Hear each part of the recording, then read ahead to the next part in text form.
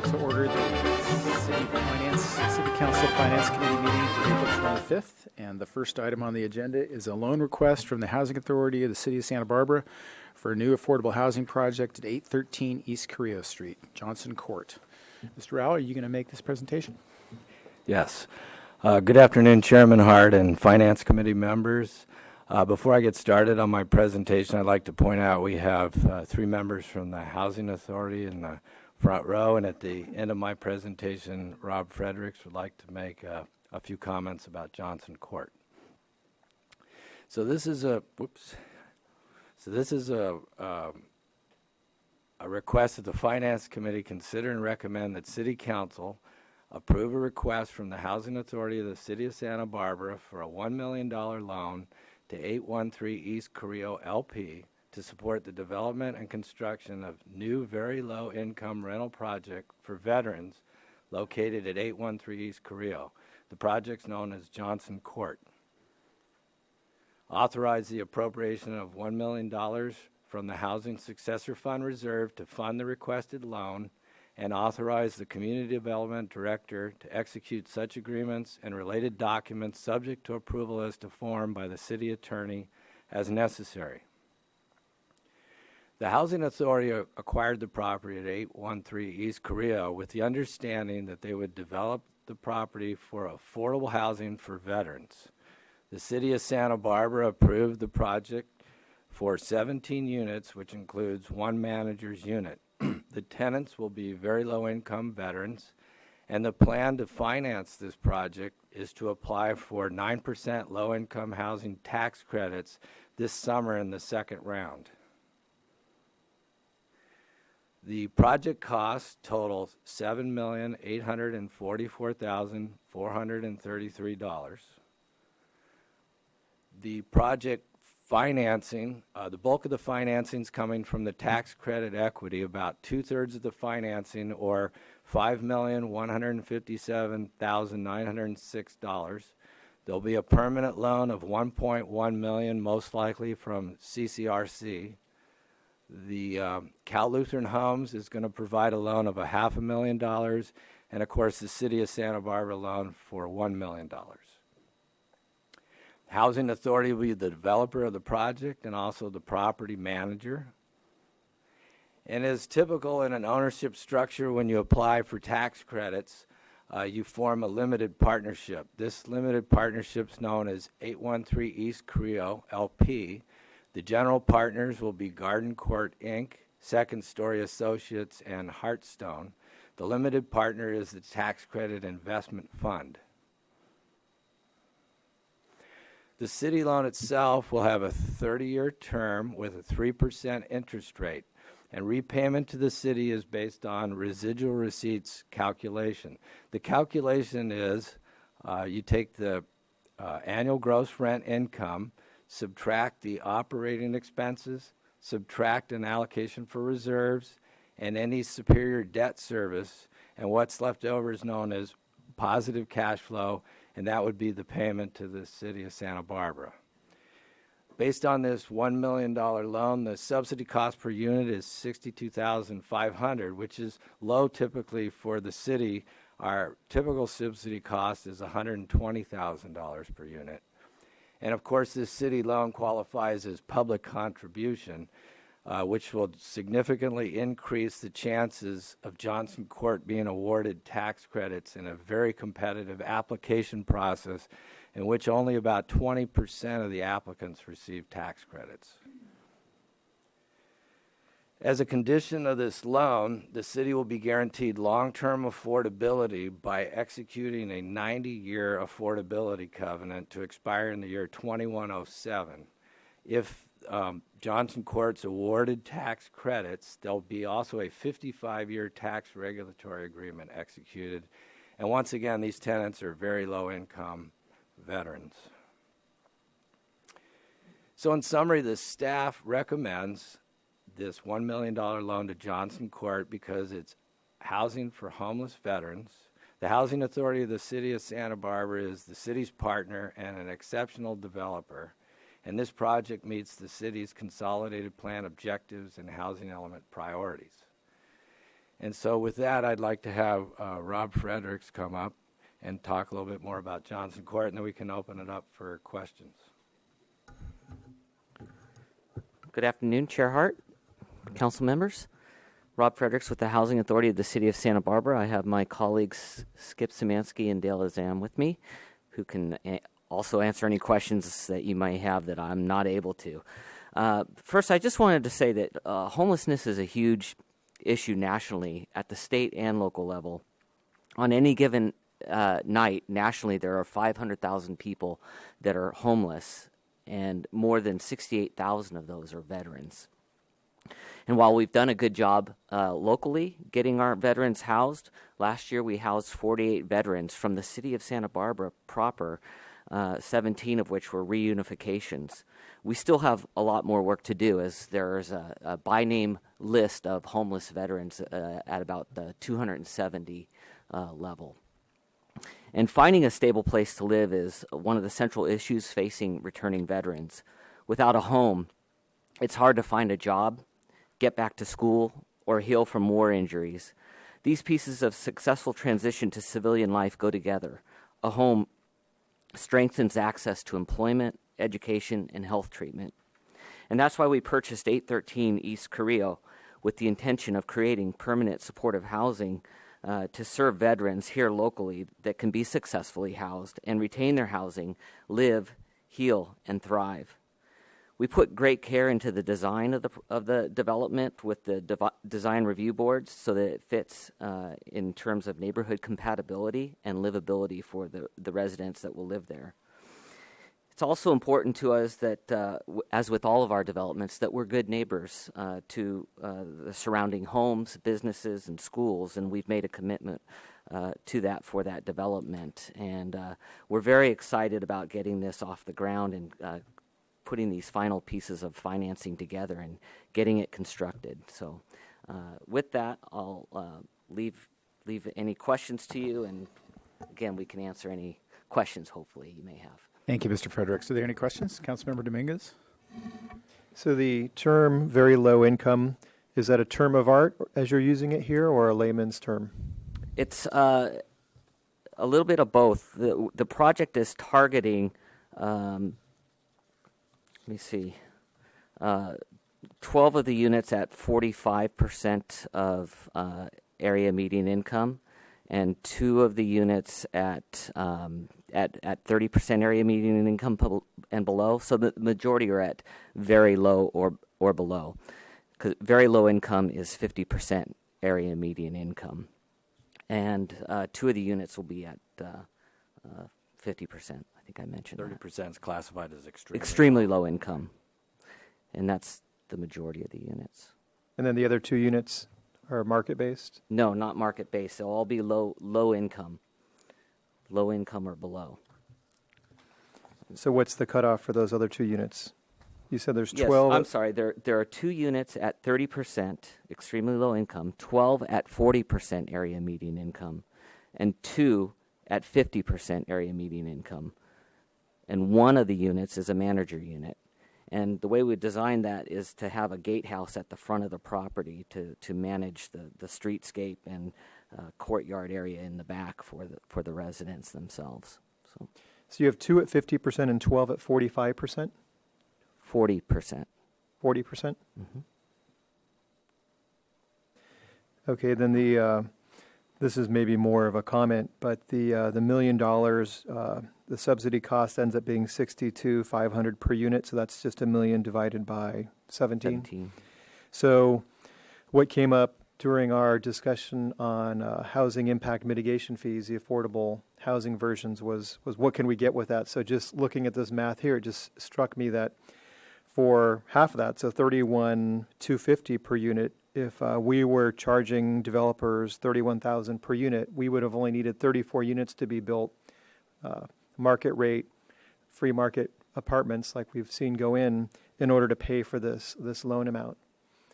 So I just wanted to share that and make sure that does that math make sense? Am I getting the math right? Yes, it sounds correct. We'd have to run some numbers on, but the idea of taking housing impact fees and using them for things such as this, you get great leverage off of the tax credits, giving you 2/3 of the financing as equity. And so that really brings home if this had to flip to conventional financing, you couldn't do this without taking on additional debt.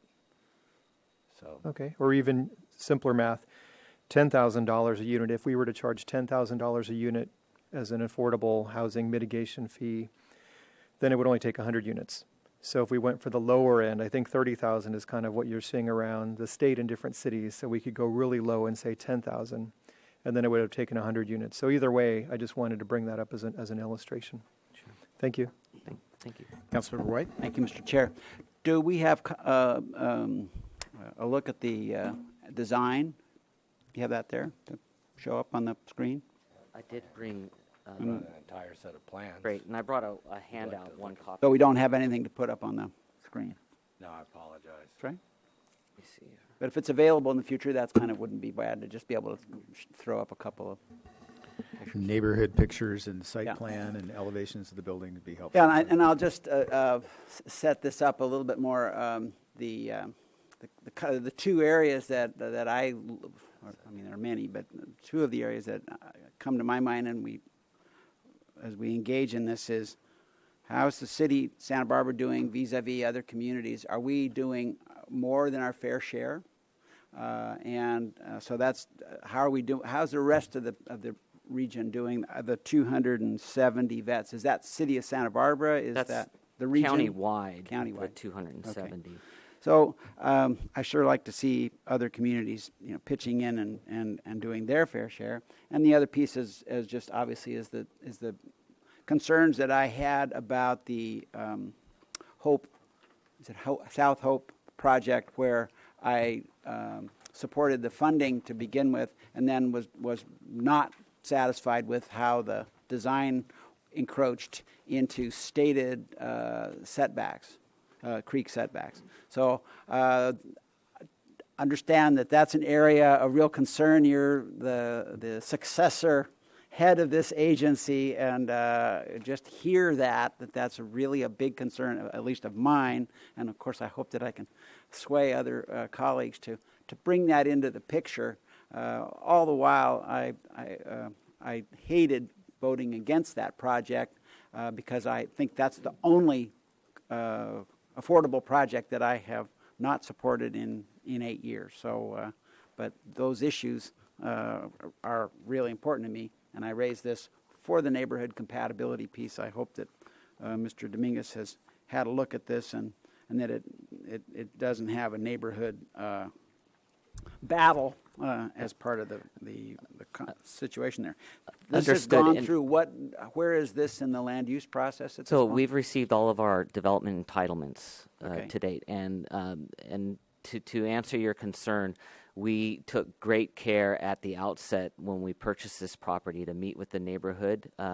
We met with the Milpas Association. We met with the school district because it's near the high Yes, school. right. And we took a lot of care in getting their input and take their concerns into account as we developed this and who we're going to serve at the property. And so the entitlements are in place, and it was not a pitched battle to get the It was project not. through. It was not. Okay. Thank you. Thank you. Thank you, Mr. Chair. And I think your comments highlight an opportunity to explain a little bit more about the tax credit program and the difficulty and the competitiveness, because the HOPE project, is my understanding, did not successfully make it through that tax credit program. Or am I incorrect about that? Well, we don't know for sure yet. It's most likely we did not make on the 251 South Hope project in this first round of funding. Mm-hmm. So both this development we're planning and the 251 to go back in on the second round of funding for tax credits. And as Mr. Rowell mentioned, low-income housing tax credit program is really the only permanent source of funding that's available for affordable housing development of any size. And it's because of that, it's very competitive. Only about 1 out of every 5 applications are awarded every round, and it's a limited pot of money. And there's just not enough of those dollars to go around as well. So and the reason they're so valuable, the 9% credits will pay for about 70% of the overall construction of the development. It brings in the equity that's needed to pay for 70%. So if you couple that together with the local financing, with the land that the housing authority purchased through its own account, you bring in all those resources together, it's how you're able to get these developments built. It's a really important program, and it's, as you said, they're really the only leverage that we have to take our local dollars and your resources and provide affordable housing. Yes. Can you explain a little bit more about how the scoring system works in relation? How does a project in Santa Barbara, given the high land costs, compete with projects in other parts of the state where it's so much cheaper to? Well, you do get a difficult to develop area boost. Okay. This year, our Santa Barbara's still in that area, so we get a percentage boost there. You also get, you compete against all the other areas in the state for tax credits, so you have to have a perfect score. So every applicant is submitting with a perfect score, but then how they rank them is a tiebreaker. And they give you tiebreaker points for local dollars that are put into the project, local public dollars, and they also for other leveraged subsidy sources such as project-based Section 8. If your housing authority has the necessary or an available funding to put in project-based voucher, you'll get some leverage there to raise your tiebreaker score. Okay. And so that all applications go in essentially a perfect application score. I think it's 138 points. And then you get tiebreakers and up to 100%, but nobody ever makes 100%. It's usually 78% is the highest tiebreaker I've ever seen with the public funding sources. And then the grant funding is set at the level that equals the amount, the number of projects that get those tie-breaking scores until that funding source is exhausted. Right. And so you don't really know what that score needs to be depending on the competition. So effectively you are competing against yourself with the two projects, unfortunately, yes. Which is a dilemma, but it is. Gives you two shots at the apple too. Yes. Okay. Any other questions from members of the committee? Is there a motion? Somebody want to make a motion? Right. Well, it's technically just outside, although the sphere of influence would definitely. So let's see. I move that we support the development and construction of this project and recommend it to City Council. So that's recommendations A, B, and C on the staff report. All those in favor say aye. Aye. Aye. Opposed and abstain? None. Thank you, Mr. Fredericks. Thank you, staff. Appreciate that. Next item on the agenda is the quarterly investment report. Mr. Samari, you going to do that? Thank you, guys. Yeah, please.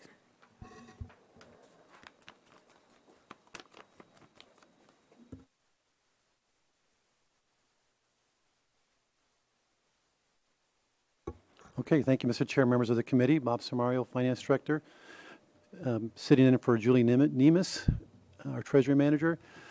So just what we're going to cover today quickly are 5 areas. The interest rate environment, which I think is important to kind of understand what that is, our investment strategy and approach, some long-term trends, benchmarks, to see how we're doing relative to other stated benchmarks, and then just kind of a summary of what happened this last quarter. And as you know, we bring this to you every quarter, so this is the quarterly investment report to give you an idea of what we've been doing in terms of buying investments, maturities, and then what the interest rate environment is.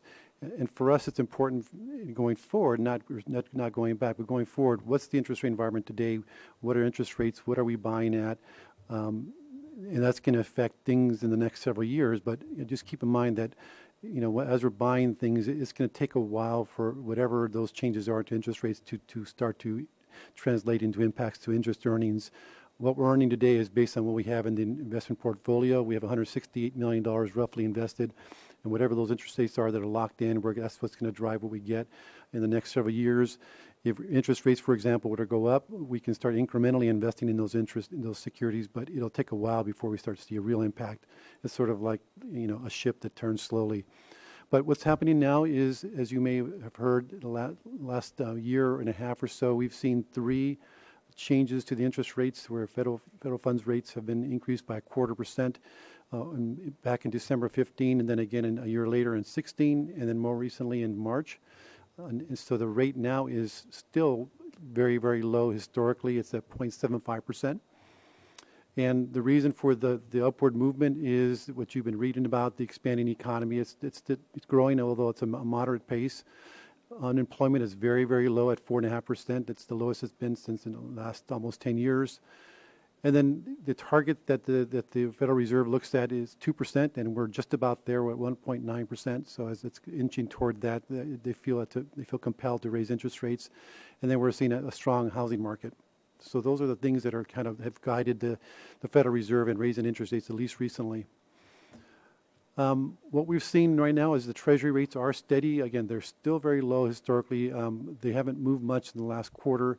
The rates at March 31st are pretty close to what they were 3 months ago. We have seen some upward movement in the short-term side of the yield curve, and that's probably in anticipation of further rate increases by the Federal Reserve. The longer end has been pretty stable. The Federal Reserve continues to hint that they're going to raise rates throughout the rest of the calendar year, which from an interest earnings perspective, that's good news. If you're looking to borrow money, not so good. And then one of the things we've just read is that they allowing or raising the interest rates gives them some cushion if we were to see an economic downturn or some type of recession to lower rates to respond to that. So what's going on also kind of some of the other factors that may impact rates in the future, global uncertainty. And what this means is that the United States is still considered a safe haven or kind of what we can call a flight to safety.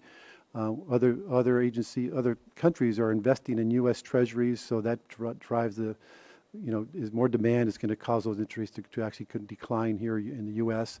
So those global demands are actually putting downward pressure on U.S. Treasury rates. Consumer spending for the month of March was down, so they'll factor that into their considerations. The low unemployment is still a factor. As I mentioned, inflation being close to 2%. The uncertainty are the presidential policies. There's this idea of maybe increase in spending through increased taxes, although they're talking, President Trump is talking about lowering the corporate tax rate to 15%, but it's going to have to be made up somewhere else, either through cuts or taxes somewhere else. So anyway, what we're seeing today is could be just a lull. We are seeing stability in the long end, as I mentioned. That could change in the near future. But as I mentioned at the outset, as interest rates start to rise, it'll take a while for us to see that translate into interest earnings. This is a look at what's happened over the last several months with regard to the interest rates at the various terms, 3 months all the way down to 30 years. We only invest in securities up to 5 years. We could, it would require council approval to go beyond that, and we just generally don't. But you can see at the kind of the bottom, and I would focus on the 5-year range because that's the longest we would go. You can see that that's been very stable at about 1.9%, whereas the 3-month has inched up from 0.51% at 12/31 to about 0.76. So the yield curve is flattening, and we'll talk a little more about that. But it's again, the longer end is stable. The short-term rate is raising or increasing, probably in anticipation of rising interest rates in the near term. Our strategy is, we call this SLY. This is a term of art: safety, liquidity, and then yield. So our primary concern is safety. Investing in things are not going to lose principal. And then liquidity, and you'll see how we hold some money just in kind of either cash or near cash to pay our bills. And then yield is the last thing we consider, and we just essentially buy into the market. So we're not looking to make more money on returns. We just we buy into the market when we have cash, and whatever those yields are, that's what we buy. One of the big considerations for us is to make sure we have maturities laddered. We call it laddered over the next 5 years. We don't want to see a big clump of securities maturing in 1 year because we could be in a down market where interest rates are very low. Then we're investing in a bad interest rate environment. So we want to just have a steady maturity ladder, and it also gives us money coming in to pay our bills on a more ratable basis. We show this to you just to kind of show that the blue line is our portfolio yield, just that we're generally in the right direction along with other benchmarks. This is good. It means that we're not doing anything too aggressively or out of the ordinary. And this is the yield curve, and there you can read volumes and volumes about what the yield curve will tell you depending on its slope. Right now you see a somewhat flatter yield curve relative to what would be normal. And again, I think it's because the lower end has gone up recently in anticipation of potential Fed fund increases in the next calendar year. I think the longer end being stable maybe indicates some uncertainty about what's happening in the near term from a macroeconomic perspective. But that's just my own sort of surmising. Here is the performance. Our yield has increased slightly over the quarter to 1.337% from about 1.2%. Our interest earned during the quarter about $500,000. The general fund portion is about $141,000. I will tell you that I remember a time when the $500,000 was the general fund portion. That's how low interest rates are these days. And as I mentioned earlier, our total cash and investments are about $168 million. This is what's happened in the last quarter. We've made about $20 million in purchases. We've had our property tax, half of the property taxes that we get in December came in, so we were investing a lot of that money in the last several months. And we also got some money back from the state loan reimbursement for our desal and our wastewater projects. We had $2 million called and $2 million matured. And this is a summary of our portfolio. You can see that the second row is the state of California. That's a local agency investment fund. That's a statewide investment pool. We got a fair amount of money in there. We're still anticipating more costs for some of our bigger projects, and we generally hold a fair amount of money in there just to pay our bills. But most of the money is in what we call federal agencies issues. Those are not U.S. Treasury securities, but like things like Fannie Mae's, Freddie Mac's, and they're almost as secure as U.S. Treasuries.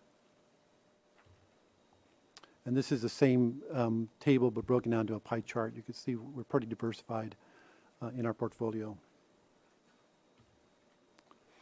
So with that, our recommendation is that the committee recommend that council accept and approve the third quarter investment report and fiscal agent report. And I'd be happy to answer any questions. Thank you, Mr. Samario. Are there any questions from members of the committee?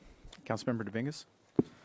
So it looks like in fiscal year 2000 through 2002, everyone was doing much better portfolio rate, treasury rate. So was that driven by treasuries being that much higher?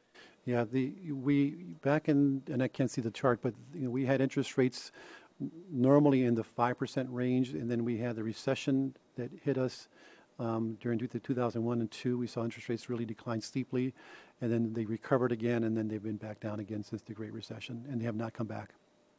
And these cycles are because the federal government's trying to stimulate the economy, so they raise and drop interest rates. The Fed funds rates, which drives a lot of things like treasuries and the like.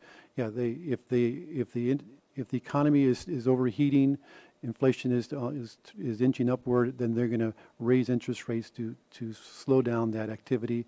When the economy is sluggish, then it's going to lower interest rates to stimulate the economy. So you mentioned that there's a lag time because of our entering the market.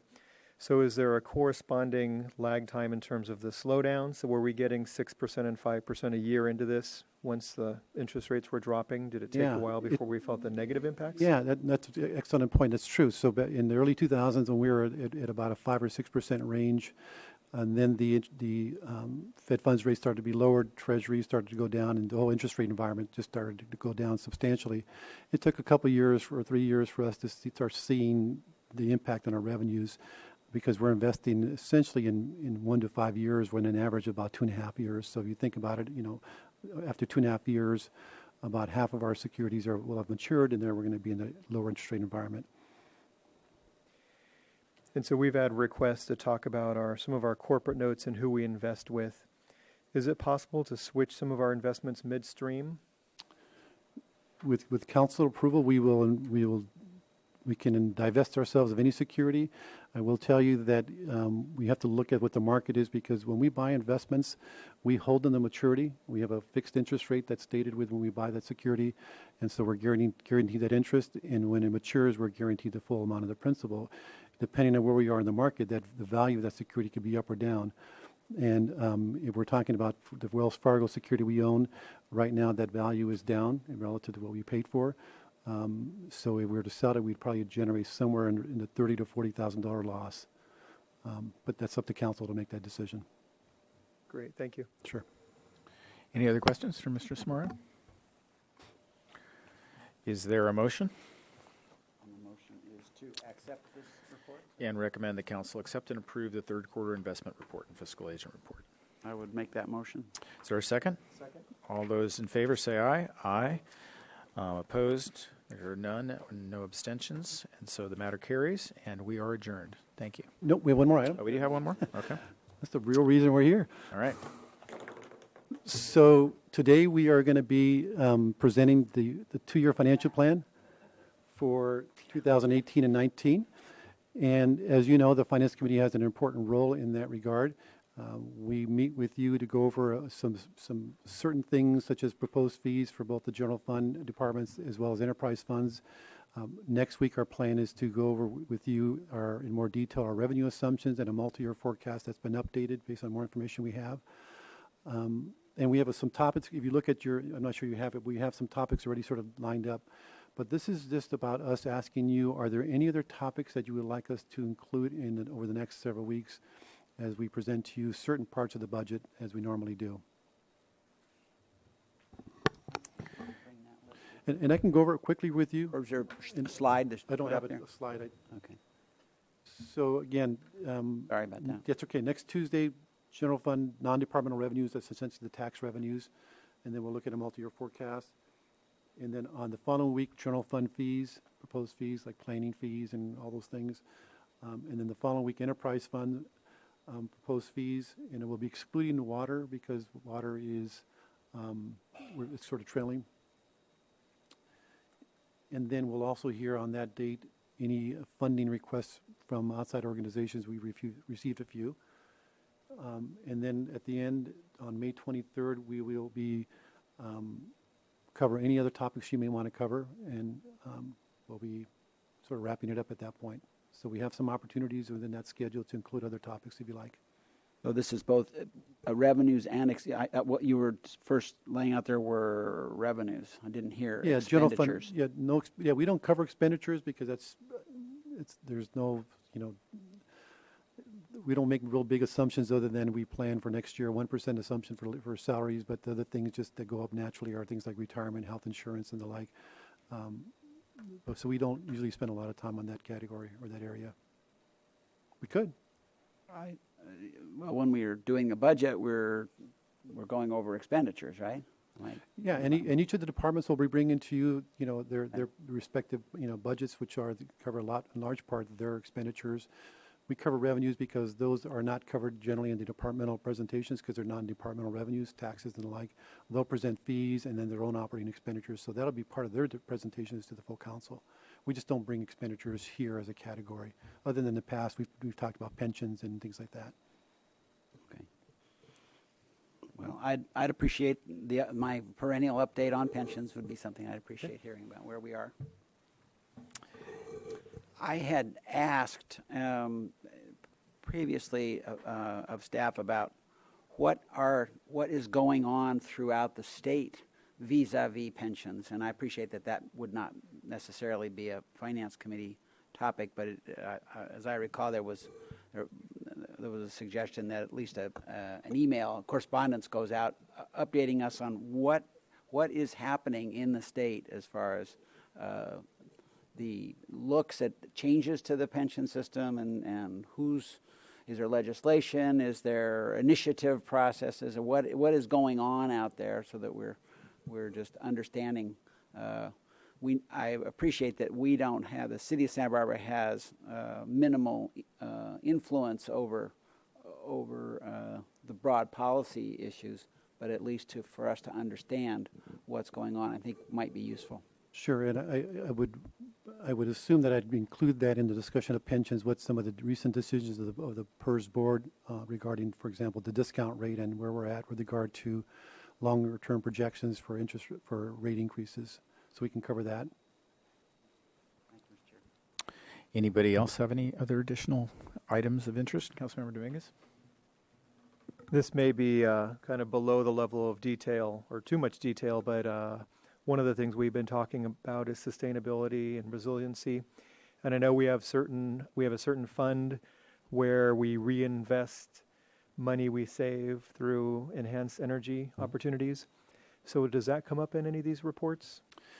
Yeah, it should. I would suspect that when Public Works presents their budget, and they'll be kind of first in line, the portion that will be part of the facilities budget, I'm sure they'll include that, but if not, I'll make sure that they do that. This is this utility revolving fund that they're creating, where they're using those savings from energy projects to reinvest in other energy projects. And then in terms of this report and as a revenue source, I'd be curious to hear your opinion if it's relevant to these other reports. Is this something we can double down on, 10 times down on? Because it seems like it's a win-win. We're saving money, and making the environment better. So if there's a way the city can get more aggressive or more assertive without having an impact, Right. I'd like to hear what your opinions are on that. Okay.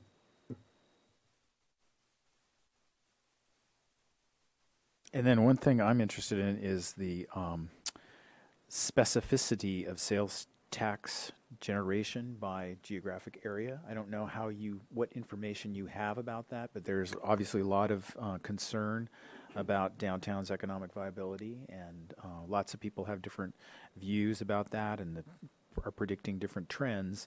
So it would be helpful, I think, for us to illuminate the community about, where we generate sales tax in citywide, what sectors, what geographic areas, to put some perspective to that conversation. Sure.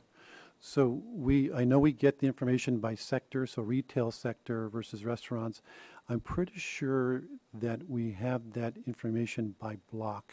We can't go down to the store individual business because that's confidential information, but I'm pretty sure we can get down to the sort of individual blocks. And I think, so we can see how they're doing and how they're performing. So I presume that would be helpful. Yes, that's exactly what I was thinking about. And if you could break it down by sector, so we could have a relative weight of, retail sales tax generation versus auto sales versus, other components of that.